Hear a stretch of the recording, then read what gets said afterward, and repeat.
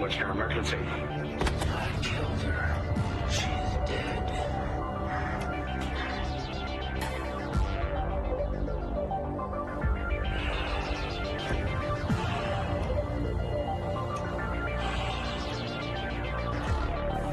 We got a body back there. Blonde, young, female. Fucking shame, man. Goddamn Goldilocks.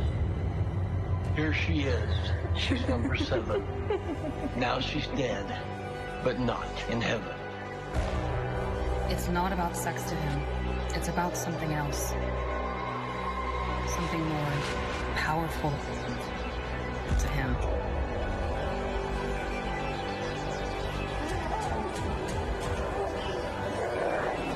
Rose petals, the mask, all his MO. This shit will haunt you. You don't want this guy living in your head. This is his obsession.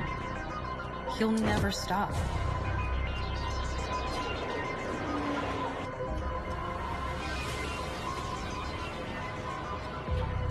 He wants to be seen. He wants to feel important, like he's desired by women. The odds are he's already picked out his next victim. Goldilocks. Who are you?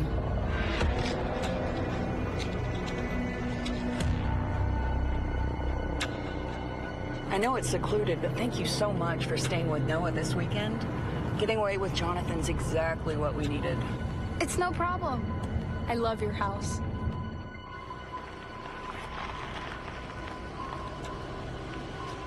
Listen, you behave, okay? Okay. Don't burn down my house, boy. Don't worry about it. We'll be fine. You two go have fun. Bye. Bye. Hey guys, it's me again. I'm currently babysitting at this big house in the middle of Nowheresville. Someone entertain me.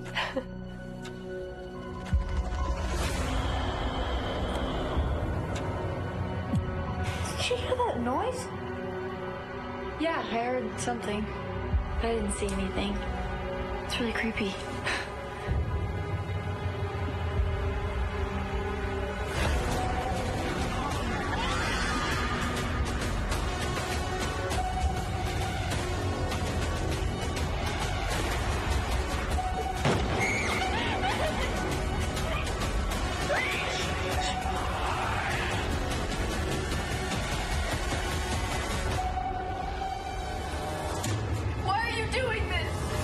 Because we can. Please don't hurt us. Your daddy, he took money that didn't belong to him. Go find the damn safe.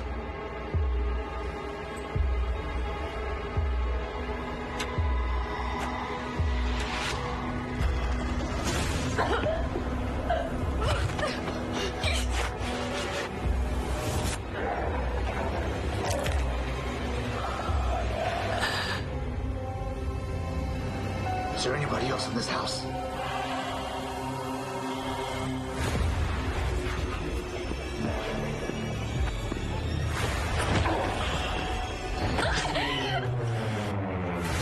Find that motherfucker and kill him. Why did you help me? I like your hair.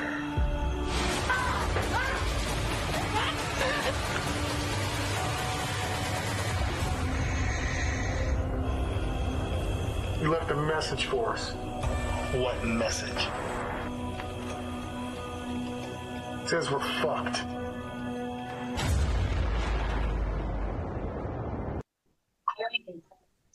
All right. Hey, boys and girls. So here we go. You are welcome. No, let me see. I'm welcoming you to another episode of the Witching Hour podcast. I'm your host, John Roycelyn.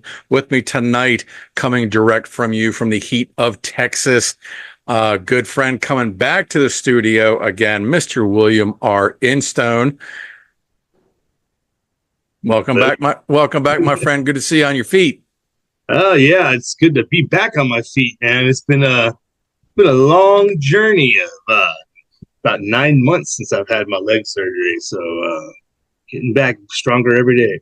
I love hearing that, man. And with that being said, you are taking no time to waste. As everybody just saw before seeing our beautiful faces on this screen, or at least yours, the new concept trailer for your new upcoming film, caught in my eye. And Yes, sir. holy shit, brother. That thing looks good. Thank you, man. Thank you. Man, this one's been a long time coming. We actually started as a short film for Caught in My Eye that we did prior. It was like probably 2011, late 2011 that we started that. We filmed quite a bit. We didn't have a script. A lot of it was just playing around. And our lead actress ended up getting sick. And unfortunately, she passed away of cancer in 2019. Oh my God, I'm so sorry. Oh yeah. She was a good girl, man, and we're honoring her a lot in the film. We're going to be having photos and little clips and stuff of her. She's in the trailer. She's the girl with the avocado things on her eyes that she takes off. Yeah, okay. Girl in the bathroom. He's peeking through. Those were all clips from the original 11. Again, this was a proof of concept trailer. So we used a lot of the footage with her from 2011. Mm-hmm. A lot of the stuff, the shot in the beginning where it's all orange and green. He's cutting up the pictures and putting stuff on the wall. That's all from 2011. So it shows that, even though I've progressed quite a bit as a filmmaker, I've had this style in my pocket for a while. And it was probably about 2.5 years ago. And the Goldilocks Killer, the guy who played the Goldilocks Killer, he also did some of the camera work. Most of the camera work. We were about 50-50. When he was on screen, I shot him. When he's off screen, he would shoot the camera. We did that even back in 2011. But we went to see Danzig. We were after the show. We hung out and we're drinking. And we were talking about, doing a project again. And when I brought up Caught in My Eye and said, I really wish we could have done something more with that because we didn't really get to finish it. And so, but I did make a completed 40-minute short film where it had a beginning, middle, and end. But I was never happy with it. And he's just like, well, let's come up with something and redo it. And by the time we got back to his house, I'd already come up with the idea that what if I got You're Next with the home invasion? But what if there was a serial killer upstairs that was worse than them in the closet?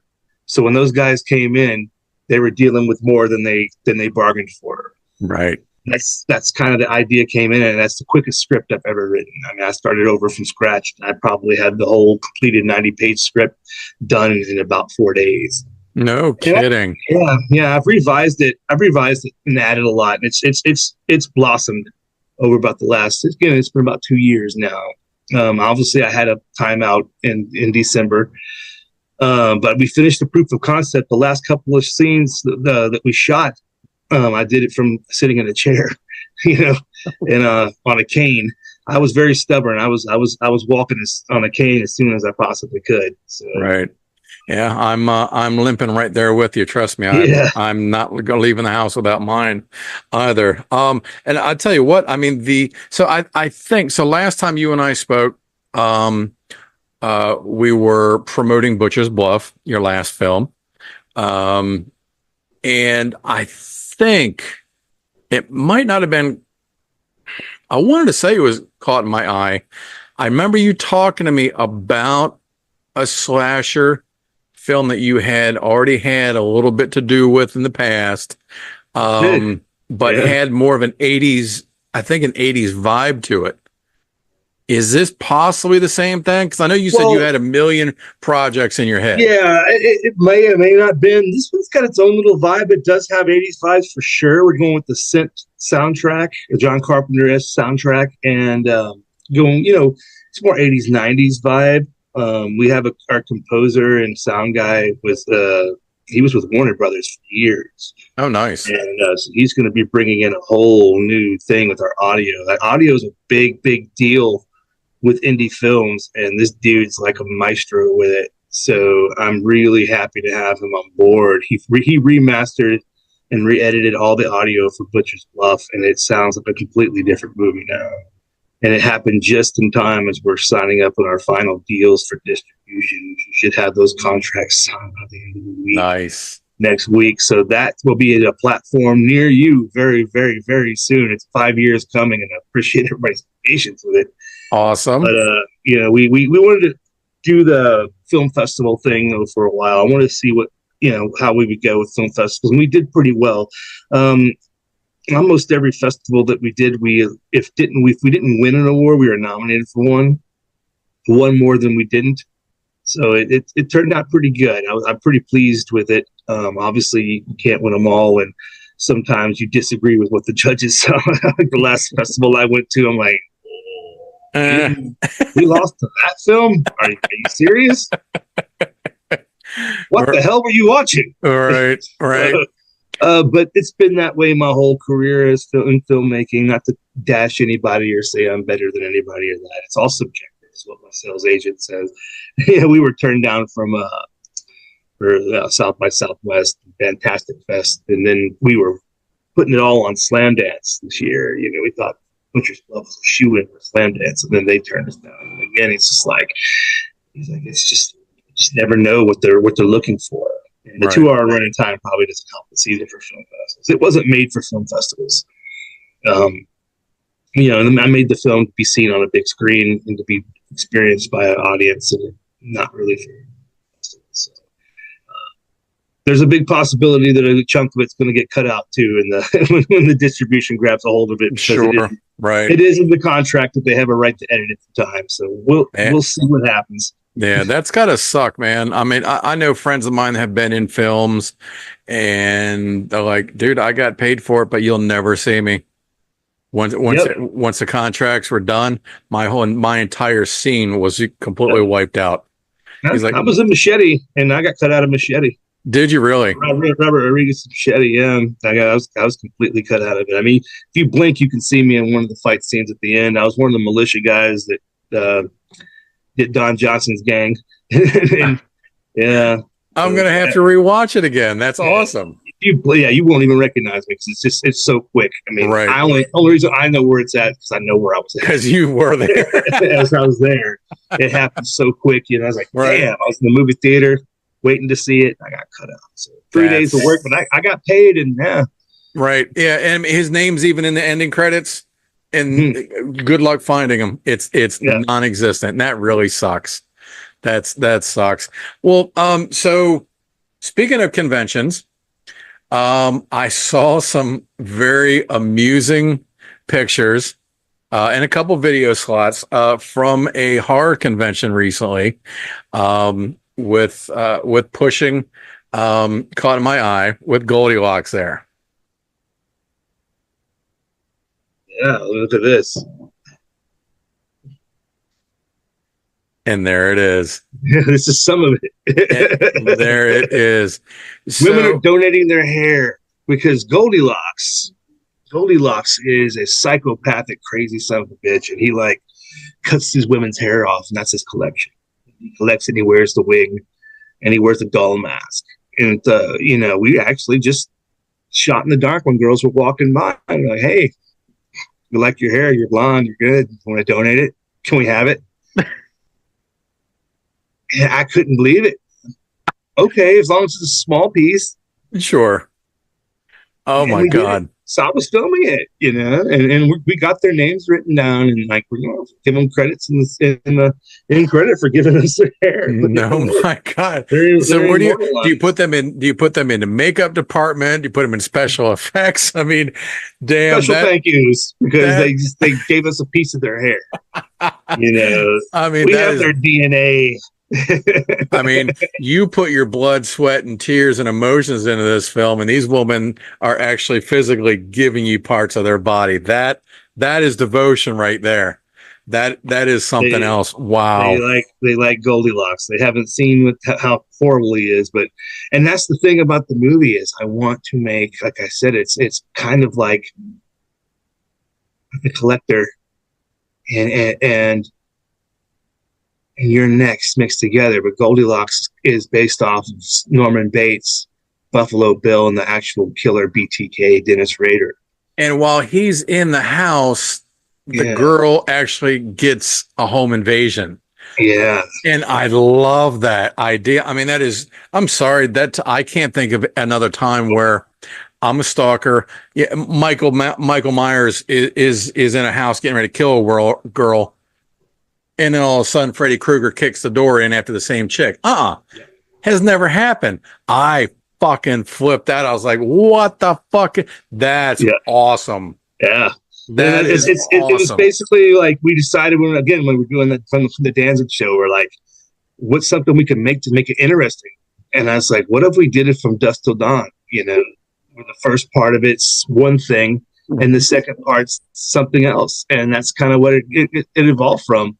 And I wanted to have Home Invaders. And it's in the first half of the movie is kind of like Seven, where you have the detectives and they're looking for this killer who does these rituals to these women. We get into his mind. We get to see kind of how the things he thinks about and how he fantasizes in his rituals. And he finds the girl and he's stalking her. And then when she goes out to this secluded house for the weekend, he follows her out there. He's getting ready to finish the job. And then it just so happens that the homeowner has $5 million in their home safe. Perfect. And the Home Invaders, all they want's the money. Right. So it basically gets to a point where you're like, okay, do we cheer for these guys to just get their money and leave? Right. Because we know what's going to happen. Right. Or we cheer for this psychopath where we know he's going to kill, and the girl has no idea who he is. She thinks he's there to help her. Right. Right. So you're almost looking at it as if the stalker is now the hero. He's an truest version of an anti-hero. Sure. So, yeah, exactly, dude. I love that. I absolutely love that. As soon as you sent me the link for the trailer, I had to watch it, and man, I was blown away. Truly was. I definitely got almost 10,000 views now. Yeah, we got about 7,000 or 8,000 views like within the first like couple of weeks, like 2 weeks. Like, wow, this is crazy. Right. That how many views we were able to get.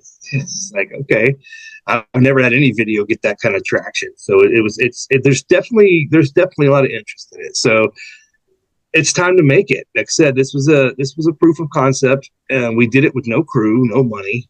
I mean, we spent about $200 to $500 possibly on making it, pulling favors and just shooting it over a year. The actress is actually wearing a wig in there because her hair was dark. But she dyed it blonde now, so she's officially blonde. She's an official Lexi Graves. Yes. Right. So it looks like you've got quite a little nice ensemble of a cast put together then too already. Yeah, and it's only going to get better. So it's I mean, you've got Jeremy London, Parrish Randall, Michael, and I'm friends with the young gentleman. I've talked to him before, but I always mess up his last name. Ocho Torrena. He goes by Ocho. That's all you got to say. Ocho. That's all I call him. All my best, Ocho. Also, and Janet Romano. I mean, this thing's shaping up quite nicely. Yeah. So now, why don't you go ahead, tell everybody, you have a special date that you want everyone to know about, remember, and be generous with. Yes. Well, like I said, it's time to get made, so you can't make anything without a budget. And I'm just a poor, recently retired strip club DJ with no cash. So we're doing Indiegogo. Going to do a crowdfunding. That's how I funded Butcher's Bluff. It's finally going to be out on the shelves soon. And I want to capitalize on that success and with our next one. So we're going to launch our Indiegogo October 4th. October 4th on Indiegogo. You can follow us at Caught My Eye Movie at Facebook. Explain to those people who might always hear the term Indiegogo or Kickstarter or crowdfunding, but they might not actually know other than we just want your money. Yeah. Explain basically, to them you're pre-ordering. Yeah, you're pre-ordering a lot of stuff. And basically, you're becoming a contributor. You're a backer. You're part of it. You're part of an elite group at the beginning. You can say you made this happen. You're not just a regular fan that just bought it when you saw it or you heard about it. Like, oh yeah, I'm going to watch that movie. No, you were there from conception, and without you, they doesn't exist. Right. So there's all kinds of perks that are going to be on. Like for instance, we have these little kill masks. They're these white masks that he puts on his victims. We're actually going to sell those masks. You can buy these screen used masks with the certificate of authenticity. We're going to have those in there. We got posters, T-shirts, prop weapons that he kills people with. You have chances to be an extra in the film, chances to have lines and be an actor in the film. So that's also a good way for people who want to become actors, for them to build their resume. It's not really something that God bless you if you want to keep doing it. A seasoned actor, if you really know how to act, that's not really the way to get cast in the movie. Because again, that's a non-paid. You're paying to be in a movie. They call it pay for play. Some actors still do it just because of that. They just like doing it. But it's mostly for people who are just trying to get started. Right. There's a lot of ways to get into films. You need to have a resume with some experience. We're going to have parts where you can come on set and meet the group, the cast, and hang out with the cast and stuff like that. So there's all kinds of really cool perks. But I know from talking to you before, you're going to have to, not you, the audience interested in this stuff, you're going to have to get your ass out to Texas, because I will remind everybody, this young man will film nowhere but the big state of Texas. That's where I'm at, man. I'm not leaving. I don't travel. Right. I like it. We're a right to work state. We're non-union. We, let people leave us alone, let us do what we want. Everybody in Texas is so helpful for filming. Like, I'm able to do things that most people in other states have a hard time pulling off, because I have heard that actually. People around here are just so generous about getting you, locations and helping you. So it's at least that's how it is now. Elon's moving here from SpaceX, and they have a big studios that are opening in Bastrop, and another big giant studios opening in San Marcos. For those of you that aren't from Texas, they're just small towns outside of the outskirts of Austin. So the film world's leaving California, and they've been in Georgia for a while, and it seems like Texas is really coming back around as being a place where people are going to start shooting a lot more films. So for the time being, I've got that in my pocket. But as it gets more corporate and more, mainstream Hollywood, that may very well change. But till then, who knows? Yeah, yeah. I mean, if you can save $1 and don't have to raise $1 to put into the production because of permits or this or that or this or that, man, eat that shit up. Yep. Because all that stuff adds up. Absolutely. And God forbid you don't have it, and then you got to pay fines on top of it. Yep. Yeah, that's no bueno. It becomes very expensive very quickly. So, which is why when people see that, you made your budget, because on Indiegogo, how it really works is you put a low number down there. Say, for instance, most of us start with 10,000. We'll hit that 10,000 a lot of times in the first, on Butcher's Bluff, I made $10,000 in about 20 minutes. Right. But that's not our end goal. That's just your first goal, because you want to get that first little bit of money to lock you in so you can stay going. If you don't reach your goal, you don't get to keep going. After your 30 days is up, that's it. You get the money that you raised, and your campaign is over. But if you reach your goal, you can go in demand, which means you can keep your thing open for like a year. Oh, wow. People can continue to donate, so which helps us a lot. Like during Butcher's Bluff, when I was filming, we were still in demand, and people were still donating. I was still adding new perks and adding new things to get people to help give us money to help us, continue to keep going. So, and pay for things like, that one was crazy, because it did literally take us 2.5 years to make that movie because of so many situations with the Rona. And then we had a freeze here that killed all the trees. Right. People's work schedules. There was so much. But with this one, I mean, we're hoping to do a 30-day shoot and be done. Right. So now that I don't have a job anymore, I was forced into retirement. I can do whatever I want. Right. I don't have to work. I was working 3 days a week, and then filming for 3 days a week on Butcher's Bluff. Now I can shoot 5 days a week. Well, I personally, I appreciate you reaching back out to me. I want to be able to help and support you any way I can. Thank you. No, of course, boys and girls, you guys just watched just a concept trailer. Okay. So imagine that stretched out into a full-length feature film. It's way crazier, way darker, and we didn't even touch the surface of some of the things we have planned for this thing. So, like you said, I've never seen anything like it. Nope. And I think that's what's going to either help us or hurt us. But I think it's going to help us more than hurt us because there's not any really original ideas anymore. That's why they I give you that. They reboot movies like The Crow that no one asked for, which the theater attendance proved no one wanted that movie. Nope. Nope. And that stuck around as long as about the popcorn did until it was cold. It was gone. Holy shit. Yeah, no, that was I didn't see it. I didn't see it. So I did not either. I can't shit on it. I'm just saying that basically, because I can't say if it's good or bad. I haven't seen it. Right. But I'm saying no one asked. That's true. I read a couple people online had said, you know what? All things considering, it could have stood on its own. It wasn't bad. Yeah. Do I want to rewatch it? No. I saw it. That's enough. My heart is still with the original, but it is what it is. But they did recommend what's his name actually is still as Skarsgård as still has doing a good job. So, well, the dude's a good actor, so you can't deny that. No one's denied that. You know? Right. So, like I said, I never said anything like that. But Crow was, I mean, I guess old guys like me, it's just they went to the movie and saw it in the theaters like 5 times in a row. Right. Like every day was driving to the movie theater, spending every penny I had to see the original. Can't do that. It's like the guys from the 70s that watched Star Wars in movie theater. If you ever remade that, they'd blow their brains out probably. You know? Right. So, right.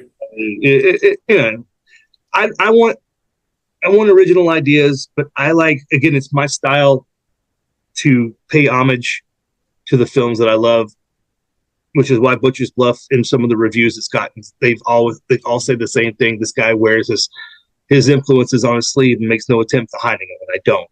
Right. So there are going to be some, in Caught My Eye, there's going to be some nods to, again, movies like Seven, movies like Silence of the Lambs, again, Your Next, The Collector, Strangers, Halloween. I mean, things like that. You're gonna we're going old school again, just like Butcher's Bluff, all practical effects. So gonna be gnarly. This guy's he's on steroids and he's insane, and he brutally just bashes people and just destroys them. So it's gonna be a lot of fun. Sounds like a good time to me. Hey, but so in Butcher's Bluff, you were Hogman. I am. Now, the concept trailer, mind you, for Caught in My Eye, you are in the film, or you are in the trailer. Yeah. Are you writing yourself in the film? Yes, I was actually Ronald Reagan in there too. Oh, were you? Oh, shit. I didn't even know. That's awesome. Okay. Yeah, I changed my voices. Yeah. I had to, to get myself back. Believe me, in that concept, I was standing. I was after my surgery. I added myself in last minute, just because I was just like, I want to have a few. I've never played a cop before. I've always played villains and stuff. And like, how about I play a detective? And sure. That would be fun. So I have a small role in it. I'll be in like maybe 4 scenes. And I'm not Reagan in the actual film. I was Reagan in the concept trailer. Right. So that's awesome though, man. Because I'm easy to get. I mean, our PA was Jimmy Carter. Whenever we needed him, we threw a mask on him. He was also, whenever we needed one of the other guys, if no one else was around, he would throw on anybody else's mask. We deliberately got actors that were all the same size so they could play different presidents' masks. Sure. So, and in the actual film, they will demask, and it's going to be a lot more personal. We'll see their expressions and fears, but for the trailer, it was easier just to keep them all. Sure. And we've added in Hillary Clinton, so the scariest one of them all is Hillary. So I've got a badass chick. Truth be known. Yes. She's a stunt woman out of Georgia, and she's buff and got tattoos. You look her up, Spain. Awesome. She's going to be Hillary, and her and Goldilocks have a hell of a fight. Okay. Looking forward to that. There's martial arts in this one. There's explosions. I got an Emmy Award winning stuntman in my pocket now.